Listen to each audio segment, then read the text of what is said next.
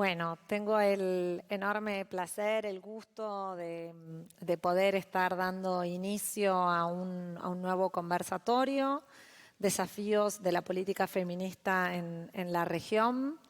En este Nosotras Movemos el Mundo, edición 2021, que incluye sin lugar a dudas también que nosotras lo transformamos. Y lo transformamos pensando colectivamente, en este caso acompañadas de dos referentas, dirigentes políticas, militantes de nuestra América Latina y el Caribe.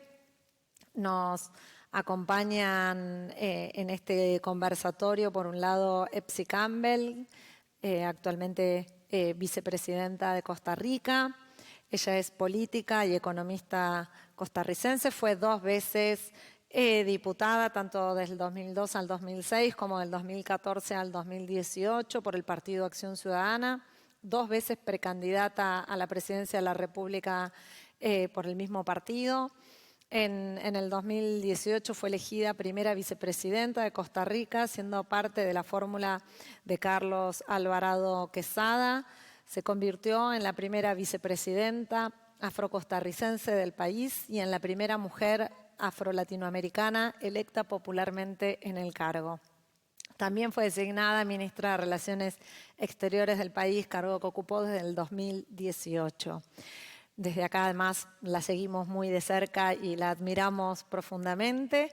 También nos acompaña una gran compañera, como es Manuela Dávila. Ella es periodista y política brasilera. Está afiliada al Partido Comunista de Brasil. Fue diputada primero por Río Grande do Sur entre los años 2007 y 2015 y luego se desempeñó como diputada federal estadual de Río Grande do Sur hasta el año 2019. Este año discutió la alcaldía de Puerto Alegre, es autora del libro ¿Por qué luchamos?, un libro sobre amor y libertad que ha sido editado del siglo XXI y tiene muchas otras formas de presentarla, pero escogimos esta. También nos acompaña, aunque no va a hacer uso de la palabra, pero la quiero mencionar, Jeanette Campos Rojas, que es la embajadora de Costa Rica en Argentina, con quien tuve también el placer de encontrarme y charlar hace unos pocos días. Y también fue quien hizo posible, gracias Jeanette, que Epsi pueda estar hoy acá con nosotras y con todos y todas. La idea de este conversatorio y la idea de Nosotras Movemos al Mundo, que es una semana en la cual el Ministerio de Cultura de Nación de Argentina y el Ministerio de las Mujeres, Géneros y Diversidad de la Nación, junto con otros montones de ministerios, hacemos una semana de una presentación artística, de debate, de pensarnos. Es un momento para parar y poder pensar nuestras prácticas, pensar cómo nos atraviesan las desigualdades como mujeres que somos, como mujeres trabajadoras, además que somos, en clave de que nosotras efectivamente movemos el mundo. Sabemos que si un día no trabajamos, el mundo no gira. Y este año tan particular que nos toca, que va a ser un año de reconstrucción del país y del mundo, por decirlo así, nosotras además de moverlo, lo transformamos. Para pensar cómo transformarlo es que nos encontramos, mujeres de distintas latitudes, con distintas biografías, atravesadas por distintas opresiones. Hacemos posible sobre todo esto, que sea un lugar de encuentro, como les decía unos minutos antes. La idea es que podamos charlar, preguntarnos algunas de las cuestiones que nos atraviesan a todas, sobre todo cuáles son los desafíos, ¿no?, que tenemos como mujeres en ocupar lugares de gestión, en lugares de la política, centralmente cuáles son las disputas, ¿no?, o las estrategias que nos tenemos que dar, sobre todo pensando que hay ciertas lógicas, ¿no?, lógicas que el ámbito de la política y el ámbito de la política pública y el ámbito de lo público históricamente ha sido un ámbito masculino, pensado para los varones.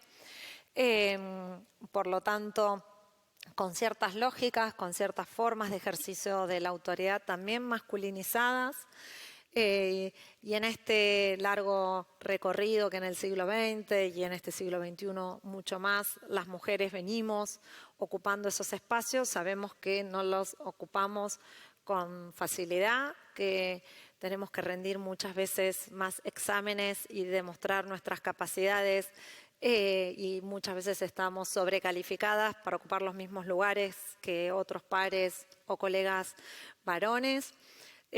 Sabemos que hay micromachismos, como le decimos nosotras, que constantemente en el ejercicio de la función pública, sea cual sean los lugares que ocupamos, con los que tenemos que lidiar y cómo responder y cuáles son esas enormes estrategias que nos damos individual, pero colectivamente las mujeres para poder avanzar en esto que para nosotras es absolutamente clave porque tenemos la certeza que hay que transformarlo todo, hay que transformar las estructuras sociales, culturales, políticas, económicas que están pensadas a partir de una matriz de la desigualdad, de jerarquizar, sobre todo subalternizándonos y que efectivamente esa matriz requiere de la calle, del movimiento. Vamos a poder también charlar de esto, ¿no? Digamos, esta dialéctica tan hermosa entre la organización y el Estado, pero que sabemos exactamente que la política, para aquellas como nosotras, que somos también dirigentes políticas, es un lugar clave para ocupar, para no ocuparlo de cualquier manera, sino para ocuparla, por lo menos muchas pensamos, de un modo feminista, porque sabemos que la política es el gran ordenador que permite también transformar las subjetividades. Así que acá estamos, mujeres, nosotros tenemos en Argentina una red de más de 250 mujeres que gobernamos y de algún modo también somos mujeres gobernantes de nuestra Latinoamérica.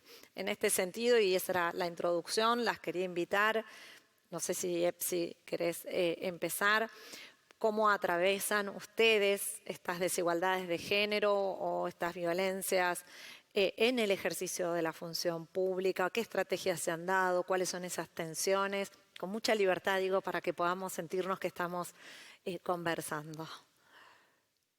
Muchísimas gracias, ministra. Y primero que todo quiero agradecerle profundamente la invitación. Me parece que este mes y el Día Internacional de las Mujeres tiene que ser un espacio para que intercambiemos desde lo formal y desde lo informal. Y en su responsabilidad de ministra de Mujeres, Géneros y Diversidad de la República de Argentina, y además su trayectoria como defensora de los derechos humanos con una mirada amplia, me parece que es un espacio maravilloso. Quiero saludar a Manuela también. Muchas gracias, Manuela, por lo que haces, porque inspirás con las cosas y con las luchas y porque dejar además la historia puesta en libros que nos permiten reflexionar permanentemente, nos permiten seguir fortaleciendo nuestras alianzas internacionales. Y también por eso quiero agradecerle a la ministra. Estamos en diferentes lugares, pero tenemos que hacer unas redes siempre permanentes para fortalecer el trabajo de igualdad para las mujeres. Hemos avanzado mucho, pero tenemos muchísimos más desafíos. Y si no lo hacemos conjuntamente, pues los desafíos van, la posibilidad que tenemos de alcanzar esa tan ansiada sociedad de igualdad, de no discriminación hacia nadie, en donde las mujeres podamos compartir entre todas las personas podamos compartir el poder, pero también garantizar derechos sin discriminación a todas las personas, pues es una tarea que nos hemos puesto las mujeres.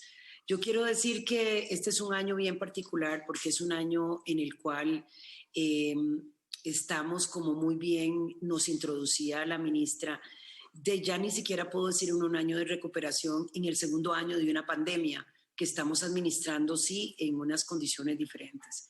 Y de nuevo, como pasa siempre, esa pandemia impacta más a quienes están más atrás. Esa pandemia impacta más a las mujeres. Y yo quiero contar un poco la historia de Costa Rica.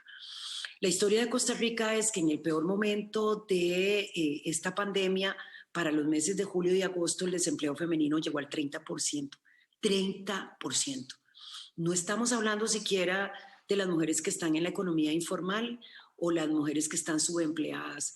Estamos hablando del desempleo abierto, los datos oficiales del país. Mientras que los hombres tenían un 20% de desempleo, las mujeres llegaron a tener el 30%. Antes de la pandemia estábamos en un 16% las mujeres, que ya era demasiado, era exagerado, y los hombres el 12%. O sea, ahí teníamos 4 puntos. O sea, la realidad de que nos genera la pandemia con una disminución de la actividad económica impacta directamente la vida de las mujeres, porque lo alcanzado, cuando todavía no está consolidado, es lo primero que se pierde. Y a pesar, y cuando digo a pesar de los esfuerzos que podemos hacer desde el gobierno, las estructuras económicas del que existen realmente nos colocan en una situación de absoluta vulnerabilidad. Y digo, nos colocan en esa situación. Hoy se ha recuperado la actividad económica en mi país y con eso se han recuperado los empleos. Y aún así hemos llegado ya no a esos niveles tan altos, pero aún así seguimos teniendo entre 8 y 10% de diferencia entre el desempleo femenino y el desempleo masculino. Las actividades económicas que también son intensivas en uso de mano de obra femenina han tenido un impacto absolutamente directo. De modo que yo sí quisiera decir que si bien venimos de un momento en que todavía estábamos lejos de tener igualdad, una pandemia como esta nos ensancha las brechas de desigualdad. Hemos hecho cosas, no obstante, que yo considero extraordinarias. Considero extraordinario que en el contexto de la pandemia, hace 2 días se firmara una política de cuidados que plantea sobre el tapete no solo la responsabilidad del Estado en los cuidados, sino que también la responsabilidad del sector privado y la responsabilidad de las familias, cualesquiera que sea esta composición. O sea que lo entendemos como un desafío de la sociedad como un todo y lo estamos planteando como un nuevo umbral, un nuevo espacio para un pacto. Lo segundo que me parece que ha sido muy importante es el rol que han tenido las mujeres en la atención de la pandemia. Muchas de ellas no en puestos de decisión, algunas en puestos de decisión, pero como es lógico, lo que pasa en las familias tiene que ver directamente con ese trabajo que realizan las mujeres, pero también lo que pasa en los hospitales, pero también lo que pasa en las escuelas, pero también lo que pasa en las comunidades. Entonces, me parece que sí es importante relevar ese trabajo que están haciendo las mujeres en los diferentes espacios. Hoy tenemos una buena noticia. El gobierno de Costa Rica hoy está compuesto mayoritariamente en su gabinete por mujeres. Tenemos un gabinete cuyo compromiso del presidente Carlos Alvarado fue de tener un gobierno paritario y hoy tenemos 13 mujeres y 11 hombres ocupando el gabinete del gobierno de la República y eso es una buena noticia. Es una buena noticia que mujeres estén en puestos estratégicos como el Ministerio de Ciencia y Tecnología, como el Ministerio de Economía. Es una buena noticia que realmente, pese a las dificultades, porque yo creo que no podemos ocultar nosotras las dificultades, nosotros tenemos una gran estrechez fiscal y hemos tenido que avanzar en acuerdos internos y en modificación de algunas leyes que han generado algún nivel de crispación social, pero que hemos mantenido el equilibrio económico y eso también, aun y cuando es claro que las que más han sufrido son las mujeres, al menos hemos logrado contener una tragedia económica que impacta mucho más a las mujeres.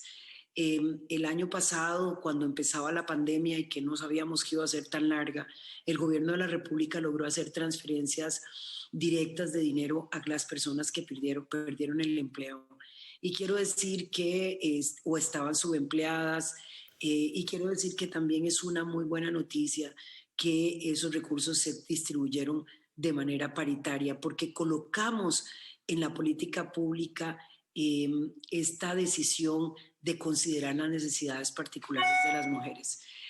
No quiero decir todo en esta primera intervención, ministra. Yo nada más quiero decirle que que nosotras necesitamos y que lo hacemos desde el gobierno de la República, impulsar acciones concretas.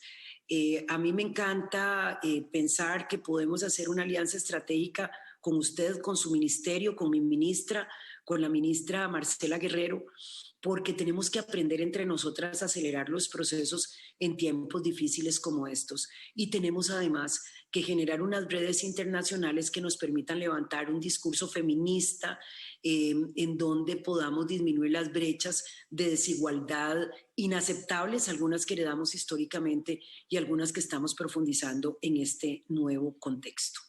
Muchas gracias. No, muchísimas gracias. Además, un tiempo, 7 minutos y casi clavados. Así que, Manuela, ahí estás. Aquí estoy. Hola, ministra Elizabeth, es una alegría, un honor hablar contigo y con la vicepresidenta EPSI. Para mí es una fecha muy compleja porque estamos en situaciones muy distintas, ¿no? Nosotros en Brasil hoy somos el epicentro de la pandemia, tenemos miles y miles de muertos por día, mujeres y hombres que no volverán a sus casas. Así que empiezo saludando a ustedes, a la embajadora, y diciéndoles que es increíble lo que significa la ausencia de gobiernos comprometidos con la gente. Y creo que eso es algo que nos separa, que nos aparta en un momento como ese. O sea, ustedes en Costa Rica y en Argentina son los gobiernos que intentan salvar a su pueblo, que intentan hacer con que la gente que atraviesa una pandemia que es terrible en todo el planeta, pero intentan hacer con que la gente puede enfrentarla en mejores condiciones. Y nosotros acá en Brasil la enfrentamos sin ninguna condición. O sea, atravesamos un momento muy, muy complejo y muy, muy triste en Brasil. Pero creo que además que también sea triste que no estemos juntas en Buenos Aires hablando con la gente. A mí me encantaría, vicepresidenta EPSI, estar contigo y con la ministra Elizabeth y con nuestras compañeras, que son compañeras que organizan la lucha en el continente. Yo creo que lo que primero tenemos que pensar es que sí es verdad que la pandemia nos saca miles y miles de personas en nuestros países y en el planeta. También es verdad que la pandemia evidencia, torna más evidente el tema de la desigualdad de género y la desigualdad racial en nuestra región. O sea, no es solo por la pandemia, sino porque las mujeres viven desde mucho en situaciones desiguales si comparadas con los hombres. Hoy en Brasil, para que tengan una idea en números, 62% de las mujeres negras con niños no logran trabajar. O sea, más de la mitad de las mujeres que son mujeres, entonces jóvenes, puede imaginar, porque están en edad reproductiva, o sea, son mujeres en el ápice de la capacidad productiva. Más de la mitad de las mujeres negras no logran trabajar si tienen hijos de hasta 3 años y casi 45% de las mujeres blancas. O sea, hay una desigualdad que es una desigualdad económica que es sostenida por la cuestión racial y por la cuestión de género. Pero la pandemia deja eso más evidente, porque sí es verdad que el esfuerzo de nuestros gobiernos es dejar, de nuestros, porque me siento con ustedes, ¿no? En Argentina y en Costa Rica, no con el gobierno de Brasil. Lamentablemente no pudimos derrotarlo ainda. Pero sí es verdad que los gobiernos comprometidos con la vida intentan dejar las personas en casa o que no circulen demasiado. También es verdad que miles de trabajadoras siguen en la calle, o sea, ¿quiénes son las trabajadoras de los servicios esenciales? ¿Quiénes son? No, y no me refiero a los doctores que tienen un buen sueldo en todo el planeta, me refiero a las enfermeras, a las auxiliares de las enfermeras, a las mujeres y hombres que trabajan en los mercados, a las mujeres que trabajan en las farmacias, o sea, en las droguerías, y que nunca por ni un día dejaron de trabajar mientras existía la pandemia. ¿Con quién están los hijos de estas mujeres? Los hijos, los pibes, ¿con quién están ellos? Porque si es verdad que cerrar las escuelas es algo importante para la sociedad, también es verdad que no hay nadie que esté en la lucha por los hijos de esas mujeres, de las mujeres que están trabajando en defensa de nuestra vida, sea en los mercados, sea en las farmacias, sea en los hospitales. O sea, a mí me parece que la pandemia evidencia que los estados nacionales no tienen ojos para la desigualdad de género y no tienen ojos para toda la estructura de cuidados, porque históricamente la estructura de cuidados tiene que ver con nosotras. Y entonces es como si en la pandemia, cuando estamos en un plan de guerra, las guerras son masculinas, ¿no? Y entonces las mujeres se quedan afuera. Todo el plan no lleva en cuenta nada que tenga que ver con nosotras. Y yo creo que tenemos que pensar, yo ministra y vicepresidenta, por veces quizá un poco tocada por la situación de Brasil, que está a cada día más mala, o quizás por una profunda conciencia de la realidad, no lo sé, y creo que solo vamos a saber en un rato. Pero la verdad es que no sé si tenemos que hablar en post-pandemia, o si tenemos que hablar que mientras esté la pandemia tenemos que proteger a las mujeres, porque proteger a las mujeres en nuestras sociedades significa proteger a la gente, significa proteger a las niñas y a los niños, significa tener gente que trabaje en defensa de nuestra vida. Y creo que en ese 8 de marzo vamos a tener reflexiones distintas, porque todo lo que históricamente decimos se pone como de manera translúcida en los ojos de la sociedad. La sociedad no se sostiene sin las mujeres y eso tiene que ver con nuestra participación en la política. Yo, ministra, no tengo ganas de hablar más que la vicepresidenta porque también soy muy disciplinada y después que ella se fue tan disciplinada así como fue, no tengo ganas de decir todo en la primera vuelta, pero creo que eso tiene mucho que ver con nuestra participación en la política, porque mientras no existan madres en las oficinas de los presidentes o en los ministerios, el tema de la maternidad no va a ser un tema de la política, como no ha sido históricamente, mismo que tengamos sido madres en toda nuestra historia. O sea, no hay cómo cambiar y proteger a la gente sin nuestra participación en la política. Es lo que creo y creo que es lo que la pandemia más do que nunca nos deja muy, muy evidentes. Muy, muy evidente. Y perdón por mi español que está cada vez más malo.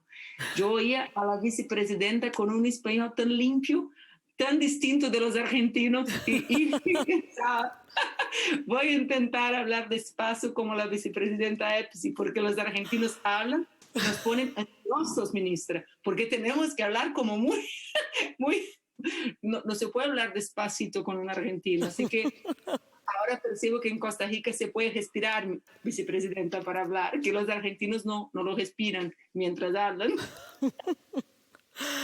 Gracias, Manuela. Creo que las dos hicieron énfasis. Voy a intentar hablar despacio, Manuela. No me va a salir. Las dos hicieron énfasis en lo que ha evidenciado la pandemia. Y es correcto decir que todavía no estamos en la pospandemia. Ayer estuvimos en un panel con todas mujeres funcionarias y una de las funcionarias más lúcidas que existe hoy en el gobierno nacional, que Cecilia Todesca, dijo: no hablemos de pospandemia porque todavía no estamos, ojalá estuviésemos en ese momento. Sí, el sistema históricamente está atravesado por las desigualdades, unas desigualdades que la política, decía Manuela, no tiene ojos para ver esas desigualdades en materia de género.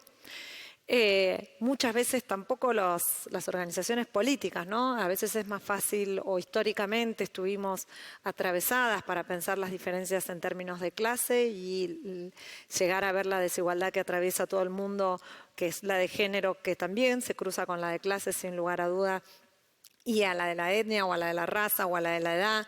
No sufren lo mismo las mujeres, como decías, negras, jóvenes en Brasil que seguramente las mujeres de clase media, que viven en los centros urbanos. Efectivamente la pandemia o la crisis económica, social y sanitaria que trajo el COVID-19 vino a profundizar esas desigualdades. Los números, todas tenemos los números, sabemos que las mujeres son las que estuvieron centralmente como en las primeras filas de los trabajos esenciales. En Argentina, además, las mujeres también son quienes ocupan más los lugares de los sectores más afectados, la hotelería, el turismo, los comercios, la gastronomía.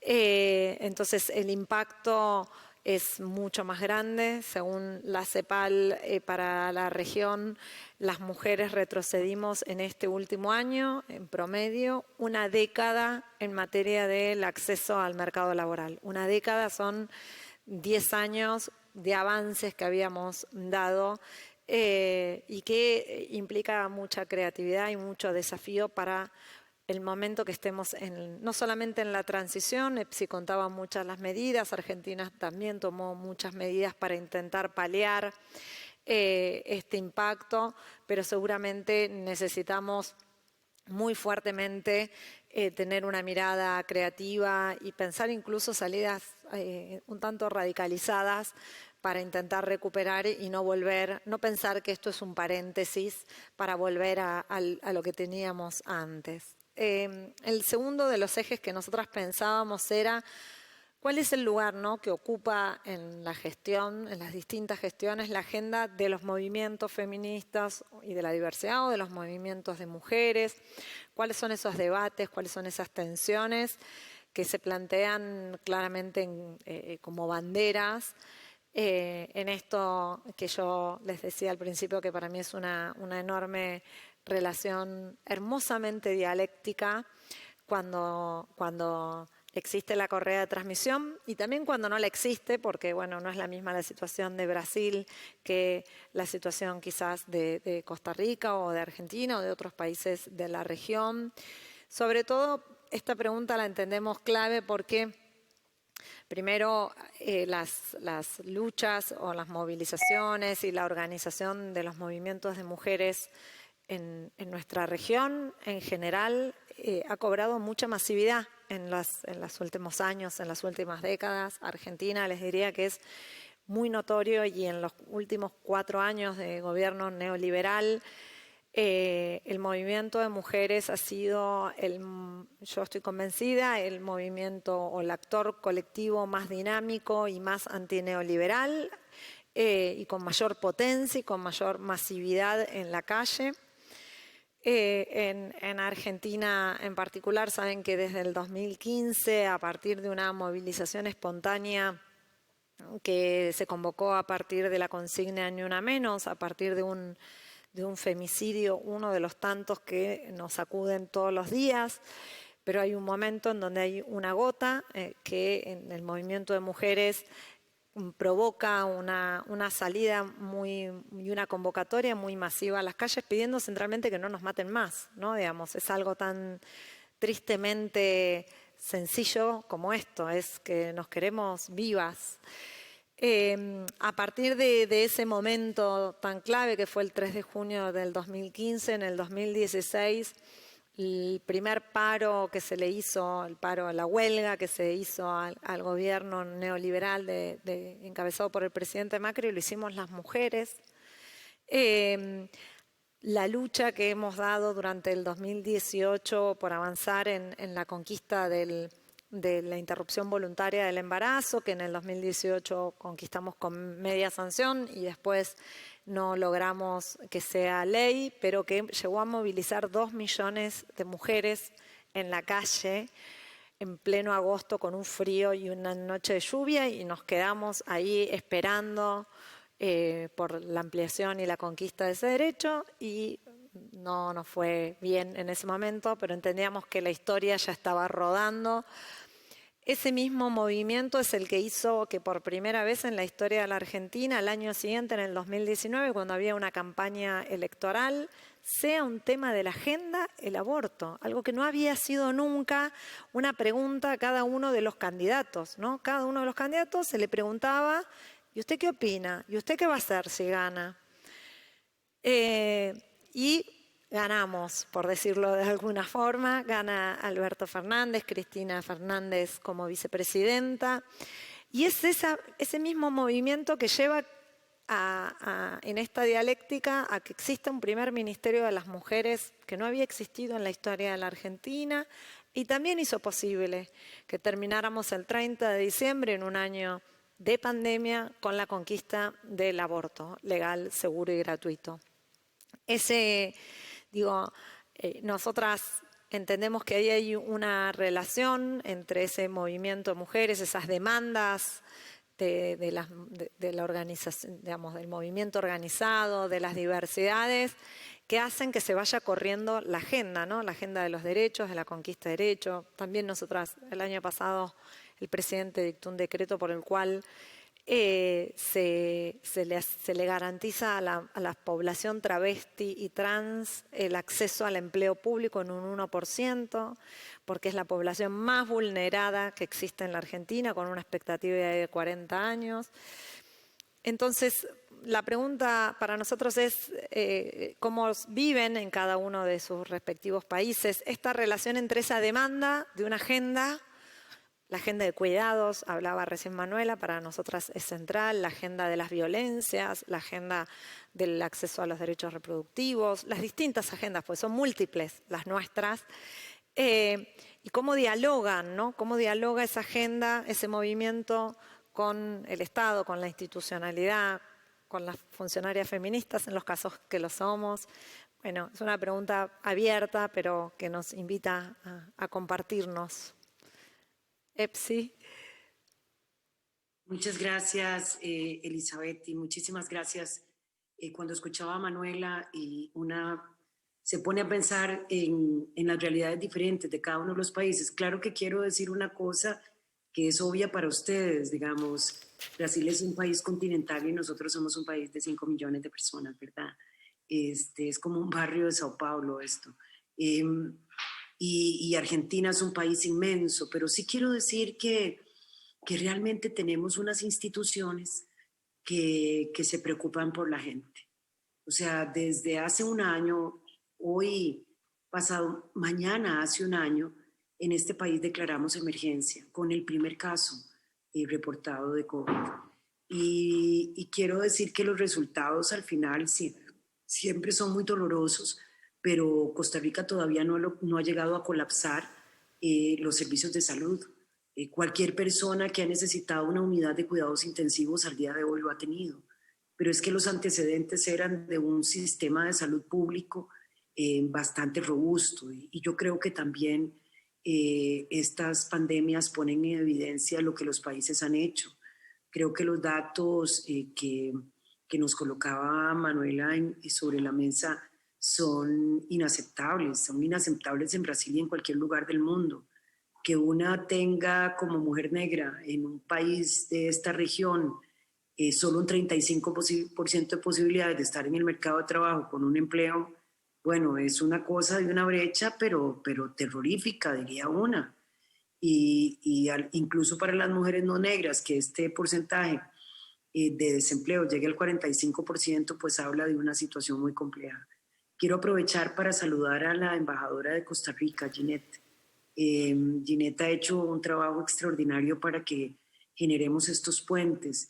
Yo quiero decir que una de las ventajas, y yo no dudo de eso, Manuela, que ha sido una mujer involucrada en los temas políticos y como representante y como diputada, ha podido estar en los espacios de toma de decisión política. No me va a dejar mentir en el sentido de si las mujeres estamos en la política, si estamos con posiciones progresistas, si estamos en el gobierno, podemos hacer cosas. Y entonces yo digo, no podemos, estamos obligadas ahora, estamos obligadas a impulsar la agenda y las necesidades de las mujeres, pero también la agenda y las necesidades de los sectores más excluidos. No nos podemos limitar porque el mundo de ahí no es un mundo de mujeres y de hombres, ¿verdad? No vivimos en el gueto de las mujeres, vivimos en el mundo de las personas y ahí tenemos que hacer una apuesta con aquellos que están muchísimo más atrás y por eso me encanta que la ministra Gómez sea ministra de Mujeres, Géneros y Diversidad de la República Argentina.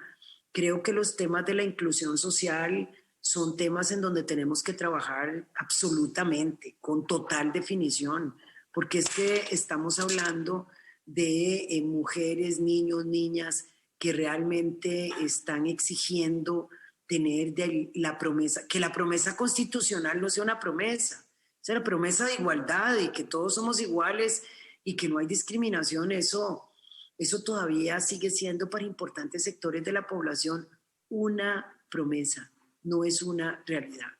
Y cuando me pongo a pensar lo que tenemos es que es cierto, Manuela y ministra, es verdad, el gobierno debería de ser como las mamás, debería de tener eso que hacen las mamás, que le dan más a quien más necesita, que le dan menos a que saben en dónde está las sensibilidades de cada uno, que pueden distribuir recursos y tomar decisiones. Yo hace algunos años cuando aspiré a una candidatura presidencial, pero también cuando fui candidata en el año 2006, hace muchos años, presentamos una cosa que me la recordó Manuela cuando hablaba, se llamaba el gobierno de las madres. O sea, que el partido nuestro se presentó ante la población comprometiéndose a que tendría una política pública como la tienen las mamás. Y eso parece que se convirtió en un tema, ¿verdad? Porque hicimos todo un planteamiento hacia la ciudadanía que se llamaba el gobierno de las madres. Y son las mamás que han parido y las que no han parido, digamos, porque al fin y al cabo a las mujeres nos colocamos en un lugar en donde no tiene que pasar por nuestro cuerpo la maternidad para que lo entendamos en términos de esa lógica de la política que debe de estar centrada en el bienestar de la gente. Eso es. O sea, como lo hace la abuela, como lo hace la tía, como es capaz de hacerle a la vecina cuando la mamá no está. O sea, esa posibilidad de entender desde esa lógica femenina, muchas veces cuestionada por nosotras mismas como feministas, pero es una política desde la sensibilidad de las mujeres, yo sí creo que se necesita. Yo creo que hay que feminizar la política en todos sus extremos, la política económica, la política de salud, la política ambiental. Tenemos que feminizar la política y no tenemos que tener miedo de decirlo. Tenemos que poner los temas de los cuidados, no solamente los cuidados de las personas, ¿verdad? Los cuidados de la tierra, del ambiente. Esa realidad de los cuidados tenemos que colocarla. ¿Qué ha pasado en Costa Rica en términos de estas agendas? Bueno, nosotros tenemos una ventaja y eso quiero decirlo absolutamente.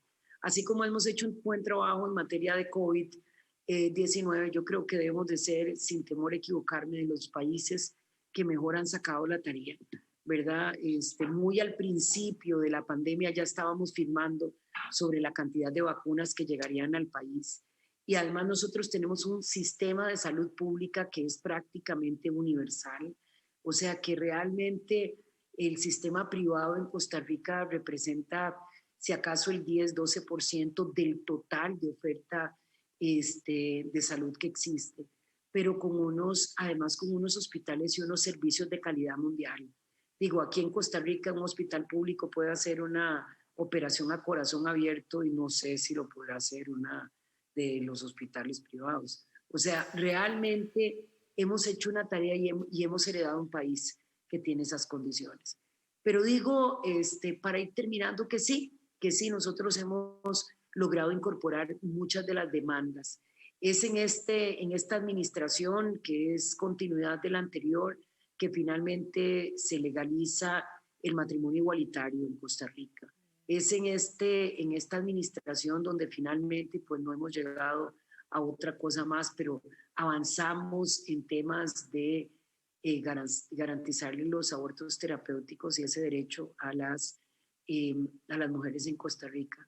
Es en esta administración donde hemos tomado, y en este periodo de tiempo, donde nos hemos tomado en serio el tema del empoderamiento de las mujeres. Es por primera vez que tenemos un gabinete paritario. O sea que sí le tomamos las agendas a los sectores que demandan derechos. No quiero decir para nada, porque eso sería, digamos, una irresponsabilidad. decir que tenemos los temas resueltos. No, no, no, para nada.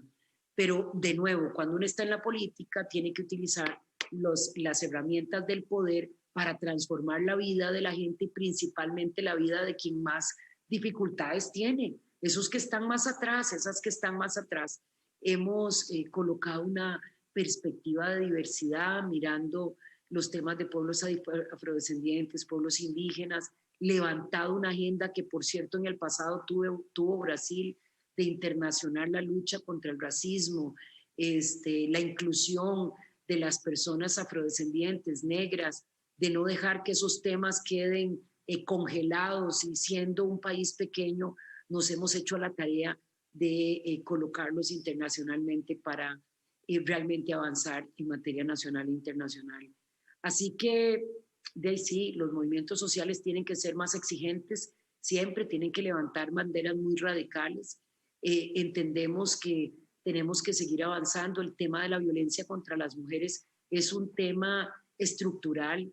Yo pienso que tenemos, y ojalá, ministra, pudiésemos hacer algunos debates para pensar cómo cambiamos el abordaje. O sea, es que tenemos un montón de leyes, tenemos a los cuerpos policiales detrás de los agresores, tenemos penalizaciones de la violencia, y no se termina de resolver el tema. Vamos a tener que hacer algún otro acercamiento. O sea, yo estoy deseando empezar a ver las coaliciones de hombres contra la violencia hacia las mujeres. Estoy deseando mirar mucho mayor protagonismo de la otra parte para que acabemos con esto. No podemos heredarle a nuestras hijas, a nuestras nietas, una sociedad en la cual una le dé miedo simplemente salir porque es mujer a la calle, pero o que se case con alguien o vaya a convivir con alguien que supuestamente amaba, y resulta que uno está en riesgo pues en la propia casa con la persona que voluntariamente uno escogió. O por ejemplo, que todavía tengamos violencias sistemáticas de niñas y criaturas quedando embarazadas.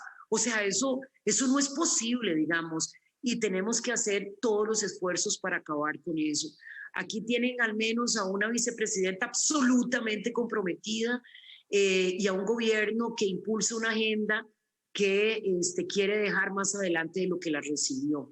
Y me parece que ya solo eso es un aporte importante, pero que no sustituye las agendas ni de los movimientos sociales, ni las agendas feministas que obliguen a que caminemos y corramos más rápidamente. No podemos perder una década. Yo no me resigno a que los datos me digan, mire, después de la pandemia vamos a perder una década. No, vamos a tener que multiplicar los esfuerzos para no solo volver al lugar de partida, sino para alcanzar la igualdad. Muchísimas gracias. Muchísimas gracias. Manuela.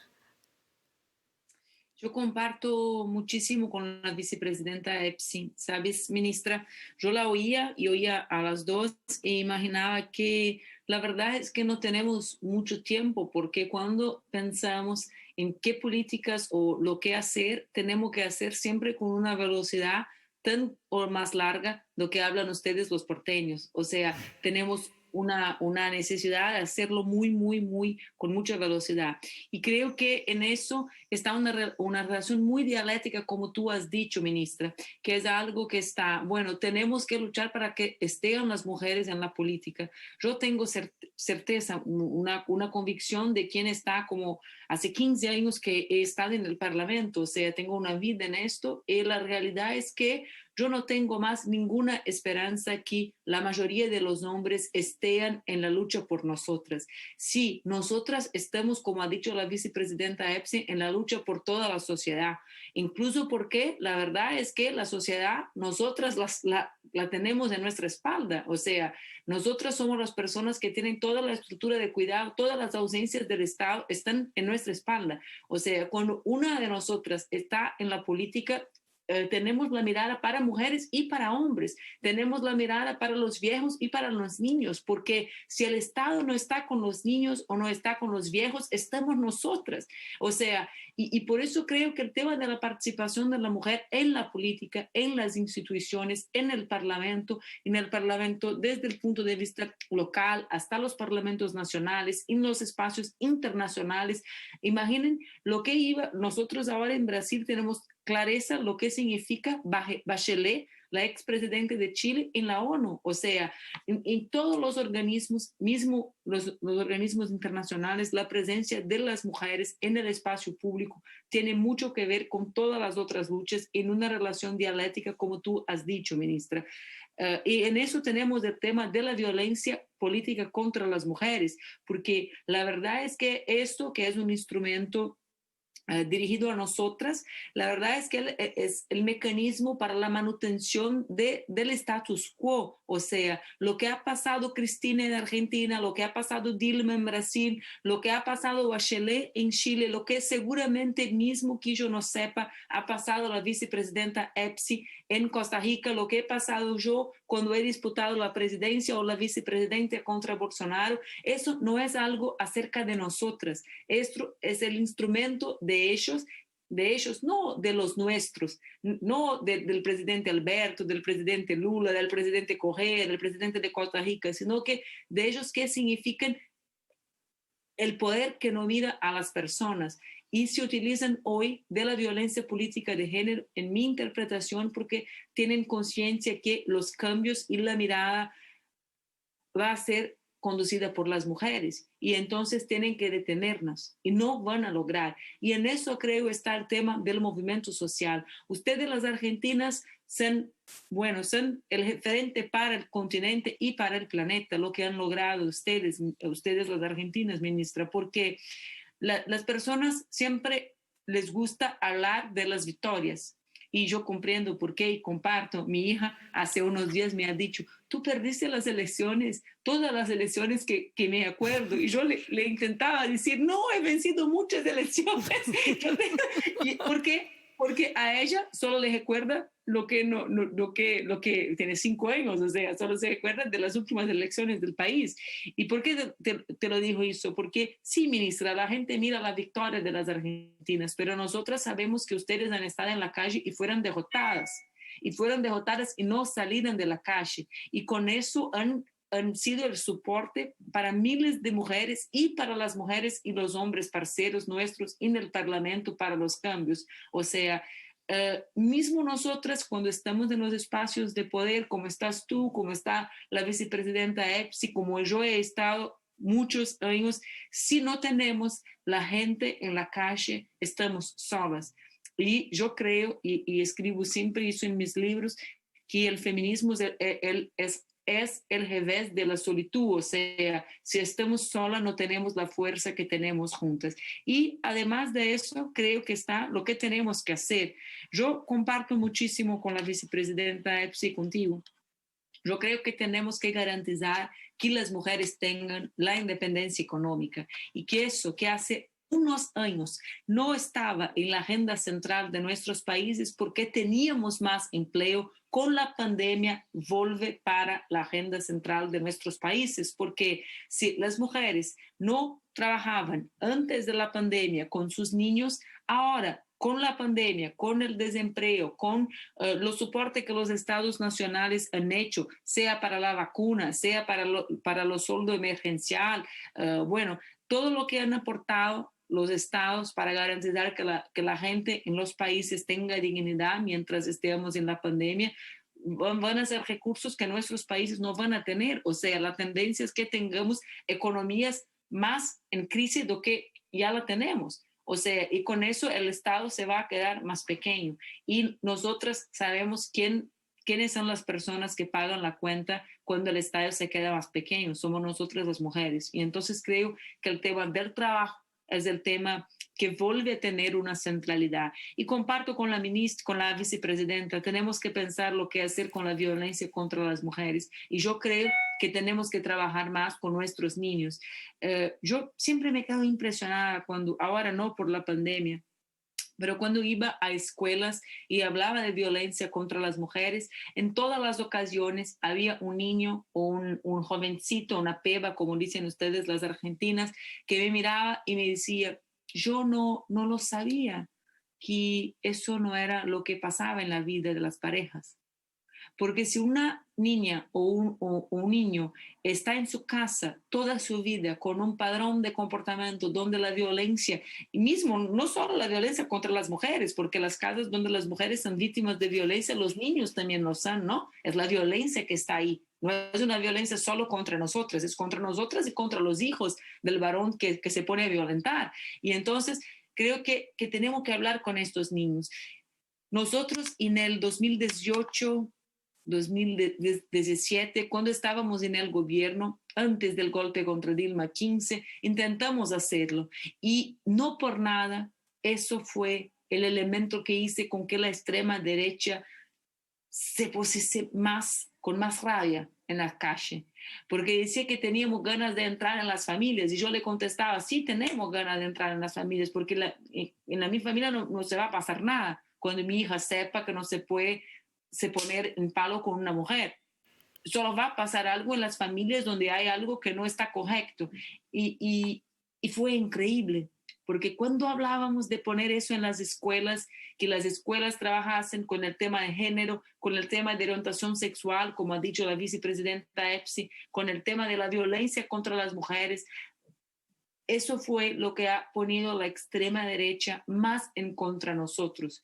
Decían, ahora van a acabar con nuestros hijos, ahora van a acabar con nuestras familias. O sea, en eso está la clave, creo yo, para que cambiemos el tema de la violencia contra nosotras mujeres y contra todas las personas, porque nosotras sabemos, si una persona es capaz de violentar a alguien que cree que ama, que cree que tiene una relación afectiva, imagínate lo que puede hacer en la calle. Imagínate lo que puede hacer con otras personas. O sea, ese es el tema de la violencia de la sociedad. Cuando logremos enfrentar la violencia contra las mujeres, vamos a lograr enfrentar también la violencia de la sociedad. No, muchas cosas. Yo tomo notas súper interesantes. Pensaba mientras las escuchaba a las dos, ¿no? Esto de las mujeres, el gobierno de Costa Rica, en la Argentina también, pero las mujeres cuando ocupamos lugares obligadas, por un lado, ¿no? Con esta responsabilidad y esta ética, que es la ética del cuidado, ni más ni menos, a pensar en la agenda de las mujeres, en pensar en los más vulnerables, en las más vulnerables, sobre todo porque, como decíamos, si no recae, creo que Manuela dijo, cuando el Estado no está, tenemos nosotras la responsabilidad, cuando el Estado no está cuidando a esa persona con discapacidad, a ese niño o a esa niña porque no hay infraestructura de cuidados, a ese adulto mayor, estamos nosotras, ¿no? Poniendo el cuerpo, poniendo nuestro tiempo, poniendo digamos, a nuestro costo, no pudiendo tener independencia económica o autonomía económica.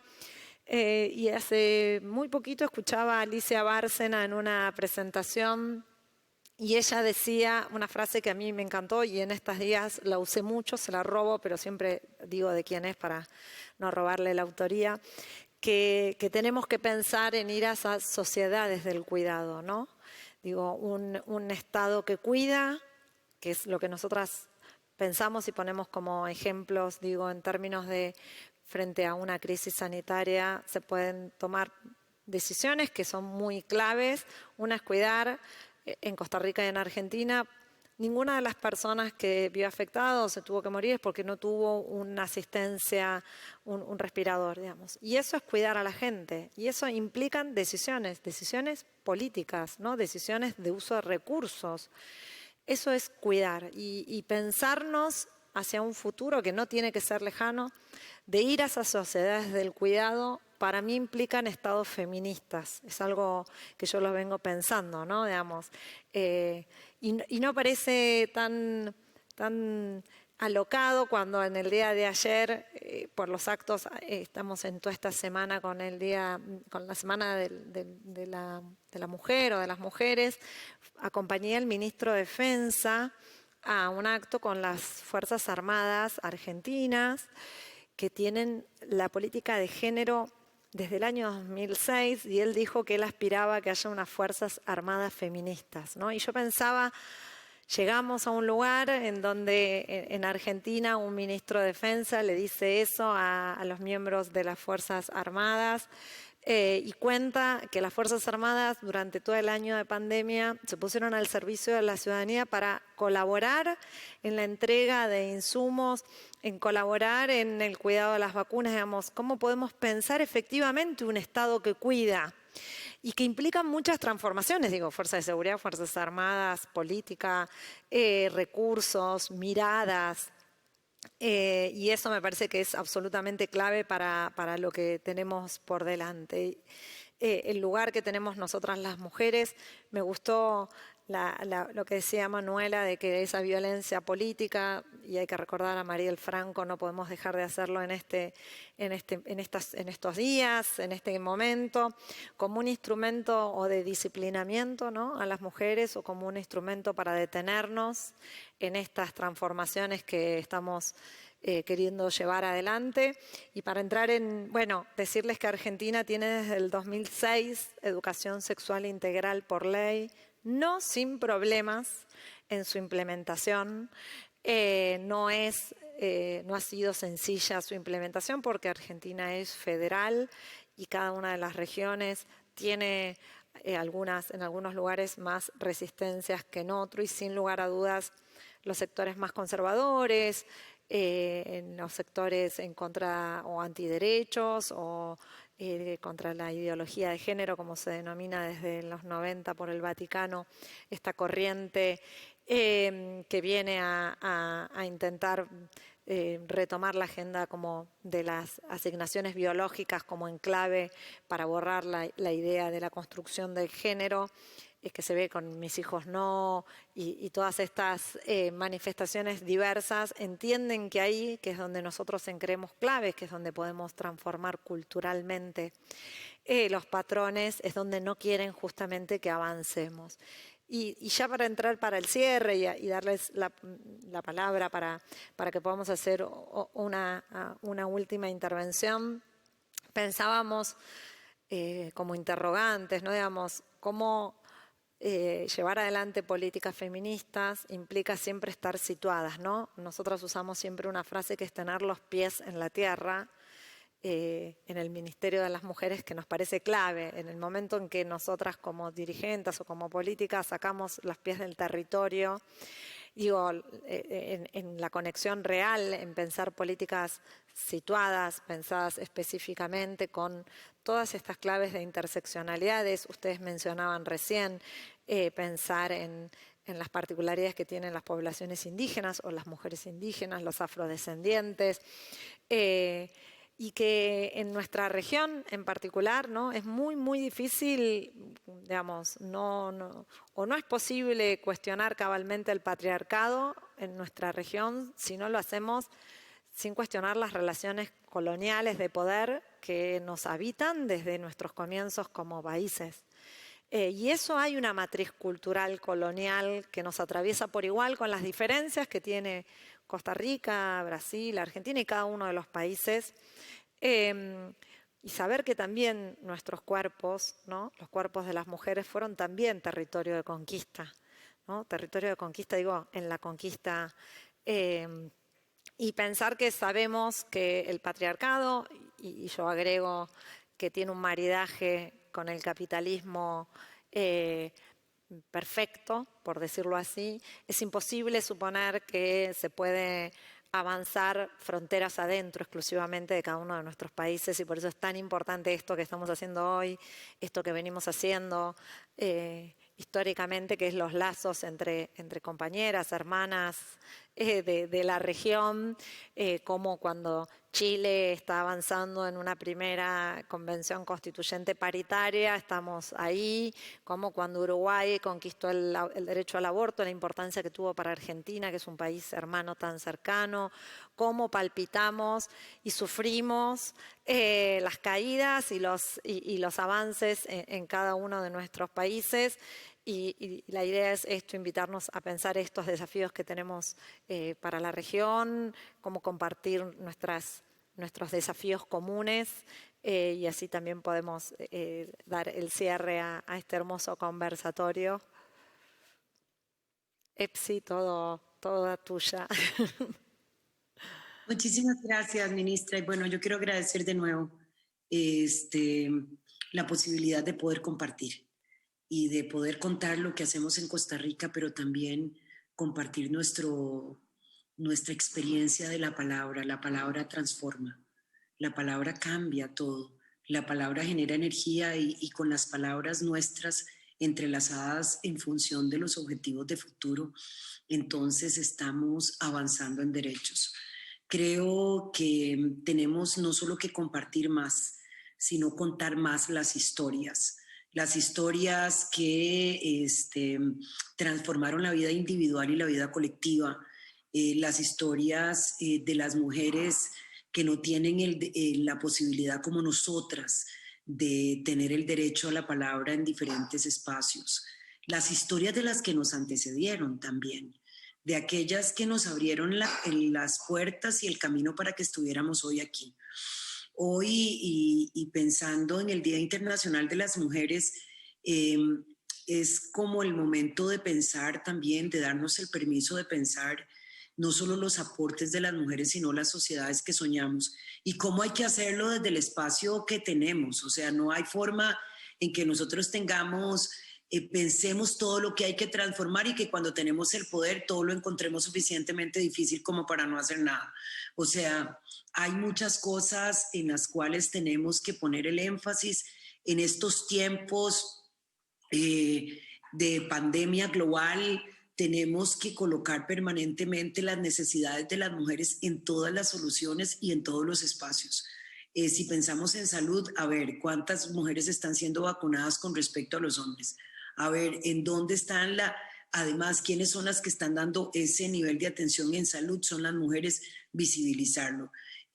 Muchos de los desafíos que tenemos tienen que ver con mayor normativa, pero la normativa que tenemos deberíamos de sacarle todo el jugo, diríamos, en Costa Rica para garantizar que eso nos sirva para avanzar en materia de los derechos de las mujeres. Tener esa visión que es básica.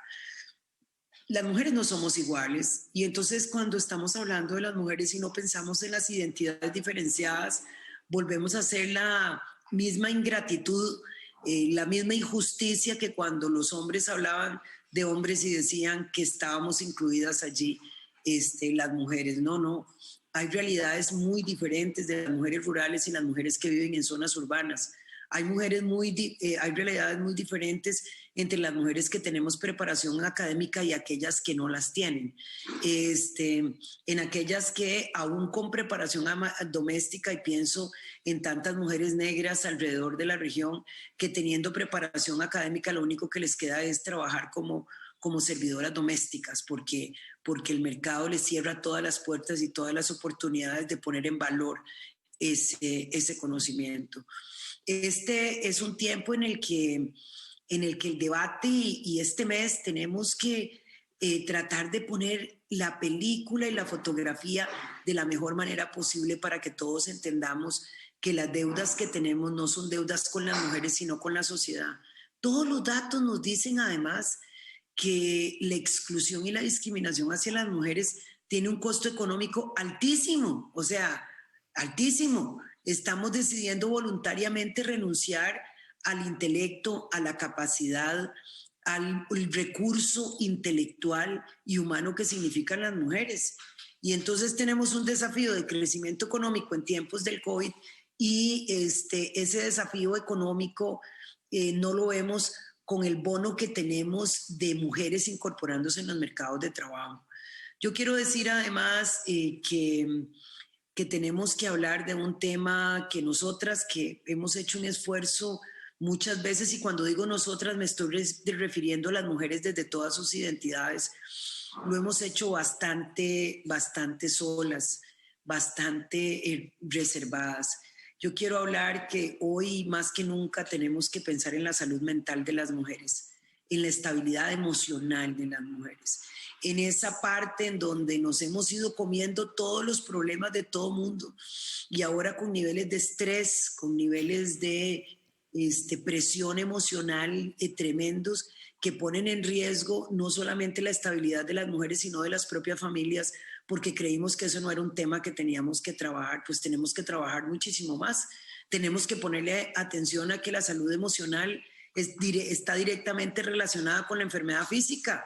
Si tenemos salud equilibrada, tenemos mejores defensas, pero no podemos pensar que eso sucede en automático, que las mujeres, además de todas las tareas que tienen que buscar también otras herramientas para mirar de qué manera ellas solitas, ¿verdad? Porque somos humanas, ¿verdad? Y yo sí creo que en los temas de la exclusión, el impacto hasta el impacto emocional y físico de la discriminación y de la exclusión, lo que significan xenofobia, racismo sistemático, un machismo sostenido, afecta directamente la estabilidad emocional de las mujeres en particular. De manera que yo sí creo que tenemos que ser capaces de mirar la agenda bien grande, los temas bien grandes y actuar en los espacios que tenemos para actuar. Yo desde mi despacho como vicepresidenta llevo un programa de empoderamiento económico de las mujeres, porque ahí quiero poner un énfasis y estamos haciendo todo lo imposible. Desde allí estamos tratando también de impulsar todo lo relacionado con la agenda climática con las mujeres. ¿Y por qué? Porque de repente miramos el clima y lo miramos como una consecuencia de algo que tiene que ver con terceros. Bueno, ¿qué es lo que estamos haciendo? ¿Cómo no le estamos dando a las mujeres ese lugar? Pero no solo en trabajo voluntario, el impacto que tiene en las mujeres si manejan recursos económicos y podemos pensar en soluciones basadas en la naturaleza, como el nuevo paradigma, digamos, sociedades biointeligentes. Hoy pienso en las brechas digitales y me parece que la ciudadanía de las mujeres está puesta en verdadero cuestionamiento cuando tenemos una brecha digital enorme y muchos de los servicios públicos, incluso hoy, tienen que ver con el acceso a las coberturas de Internet, de tener un dispositivo con condiciones, de tener banda ancha para trabajar, pero para vivir. O sea, la salud está relacionado con la conectividad. Lo económico está relacionado con la conectividad, entendida esto, dispositivo y servicio de Internet de banda ancha y pensando en la cuarta revolución industrial.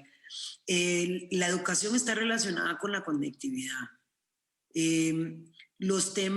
Todos los temas relacionados, muchos de los temas relacionados con el bienestar están ahí relacionados. Hagamos esa alianza, continuemos nosotras intercambiando experiencias, visibilizando lo que se está haciendo en otros países, aprendiendo las unas de las otras. Reforcemos hoy más que nunca esta posibilidad de que esta visión feminista, y eso quiere decir esta visión de justicia entre las personas que viven en una sociedad, sea la que marque la realidad y el hacer gobierno, el hacer política pública desde nuestros países. Ministra, de nuevo la felicito. O sea, usted aquí tiene una aliada, de verdad. Tenemos que fortalecer el trabajo que estamos haciendo, intercambiar más. Manuela, gracias por enseñarnos, por tener esa fuerza para poner su nombre allá adelante y caminar, enseñándole a tu hija y a las hijas de muchas más que es posible, que no tenemos chance de claudicar, que cada día nos hacemos más fuertes, que cuando caminamos y logramos nos hacemos fuertes, pero que cuando caminamos nos caemos y nos levantamos somos más fuertes, y que esta es una lucha que no tiene que ver más que con una sociedad justas, inclusivas, en donde todas las personas tengan las condiciones para ser felices. Y esas son las condiciones de dignidad. Esas son las condiciones que tienen que ver no solo con servicios de educación, de salud, con trabajos dignos. Eso tiene que ver con el derecho que tenemos de vivir nuestra propia cultura, de sentirnos seguras en los espacios en donde estamos. Ese es el mundo en el que yo sueño. Yo sueño con un mundo en el cual esta generación nueva, la generación de gente más joven, a la que he llamado la generación de la luz, que está más empática, que tiene más posibilidad de ponerse en los pies de los otros y las otras, quienes estemos más adelante seamos capaces de abrir las puertas. En eso estamos, haciendo el trabajo todos los días y hacerlo como lo hacemos nosotras, con pasión y muchas ganas y convencidas que lo que hacemos no solo nos contribuye a nosotras mismas, sino que definitivamente es la base para nuevas sociedades. Muchísimas gracias. Por favor, muchísimas gracias. EPSI, Manuela. En primera me gustaría agradecerte, ministra, por la invitación, por estar siempre con ustedes, las argentinas, en todos los espacios que tienen, que organizan, porque creo que somos pueblos hermanos.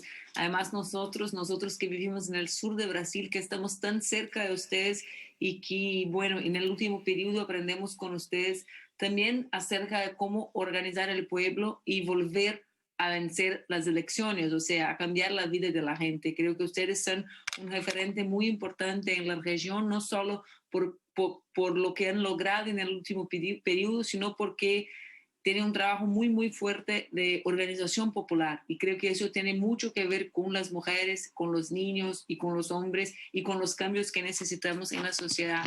Para mí fue una alegría compartir esta charla con la vicepresidenta EPSI, decirle que para nosotras es una alegría saber que en un país de nuestro continente hay una mujer de descendencia africana, como decimos nosotros en portugués, una mujer negra, decimos nosotras, no lo sé si en español es el mismo, creo que sí, y que por suerte puede ser una esperanza para las mujeres de nuestra región, porque creo que eso es algo importante. Nosotras las mujeres blancas vivimos en una sociedad con mucha desigualdad y con mucho machismo, pero no vivimos en la misma sociedad que ustedes. O sea, la desigualdad es muy más severa con las mujeres negras y tener a una vicepresidenta como tú, EPSI, es algo que nos pone en una condición de esperanza muy, muy más larga, sobre todo en tiempos tan difíciles como lo que estamos viviendo hoy. Así que para mí es una alegría compartir con ustedes. Yo, ministra, creo que a mí me encantaría, tal vez porque busco un poco de esperanza en esos días tan raros que vivimos, a mí me encantaría terminar diciéndoles que yo comparto contigo en esto que llamas de un poder feminista o un gobierno feminista. Y yo creo que eso tiene mucho que ver con que nos plantea EPSI, la vicepresidenta, que es decir que el feminismo no es algo para nosotras, sino que cuando nosotras seamos vistas como gente, o sea, que tengamos nuestra dignidad, que tengamos trabajo, que tengamos con quién dejar nuestros hijos mientras estemos en el trabajo, eso es algo para la sociedad. O sea, imaginar desarrollo de naciones hoy sin las mujeres no es imaginar desarrollo de naciones. Imaginen lo que significa para el Brasil que tengamos más de la mitad de las mujeres negras sin trabajar. Eso significa que es imposible tener el desarrollo de la nación. Imagínate lo que significa todas estas mujeres lejos de las tareas relacionadas a la industria nacional, algo que ahora con la pandemia se transformó en muy potente porque vimos naciones grandes como Brasil sin capacidad de producir los elementos básicos para enfrentamiento a la pandemia, como las mascarillas, como, bueno, en Brasil incluso como el alcohol que se limpia las manos por cuenta de la industria, porque no tenemos una industria fuerte hoy en el país. Y mientras no tengamos las mujeres en la industria, no vamos a tener cómo desarrollarnos en cuanto a nación. Entonces, a mí me encanta que tengamos esto en la centralidad, el tema de cómo imaginar un nuevo poder y que ese poder tenga las características que nosotros creemos sean las características del feminismo, o sea, el amor en el centro, ¿no?, de la política, el amor que la sociedad nos dice que no podemos tener por nosotras y que tenemos nosotras mucho por los otros, ¿no? O sea, las mujeres son esas que tienen un amor profundo por los otros y que están enseñadas a no amar a sí propias. O sea, quizá podemos tener una sociedad donde nosotras las mujeres nos amemos y nos respetemos y también que podamos poner el amor por la sociedad y por los otros en el centro. Y yo comparto muchísimo con la vicepresidenta EPSI. Es imposible que este nuevo poder, un poder feminista, por tanto un poder popular para todas las personas, hombres y mujeres, es imposible que no pensemos en el tema ambiental junto, porque no hay una salida que no pensar en eso. No hay, como dice lo que tengo aquí, que creo que ve, no hay planeta B, dicen los portugueses, no hay un otro planeta. O sea, si no existe un otro planeta, no hay cómo tener un otro poder, sino imaginando que salve a ese planeta que tenemos nosotros. Y eso creo que pasa por algo que es frontamente el revés do que nos plantean los ultraliberales, la extrema derecha en el continente y en el planeta. Para que podamos salvar el planeta tenemos que imaginar el papel de la economía local y eso tiene mucho que ver con las mujeres. Los circuitos económicos más cortos, más pequeños, los procesos de las naciones y cómo pueden producir para su gente, el tema de los pequeños agricultores y del alimento saludable para la gente, ¿no? Todo eso tiene que ver con el medio ambiente y con las mujeres, con la manera que vivimos nosotras en comunidad. En cualquier país que tú vayas, si tú vayas en Argentina, si te vayas en Ecuador, aquí en Brasil, yo no conozco a Costa Rica, pero seguramente en Costa Rica es el mismo.